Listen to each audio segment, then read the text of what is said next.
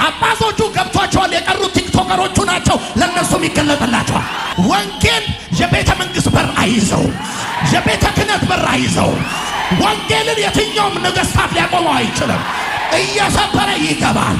ነፍስ እየተጨነቀች ያለ ሰው ካለ ይሄን መልእክት በቴሌቪዥን ምሰማ ሰው ካለ መዳን የፈለክ ሰይጣን እያስጨነቀ ያለ ሰው ካለ ጽድቅ የሚገኘው በተራራም በቁልቁለትም በሜዳም ሳይሆን በእግዚአብሔር ጸጋ በክርስቶስ ኢየሱስ በማመን ነው። ወንጌል ዛሬም ጉልበታል። ጳውሎስን ያዳነ ወንጌል ዛሬም ወንድሞቻችንን ያድናል። ጳጳሶቹን ያድናል። ዶክተሮቹን ያድናል። አባቶችን ያድናል።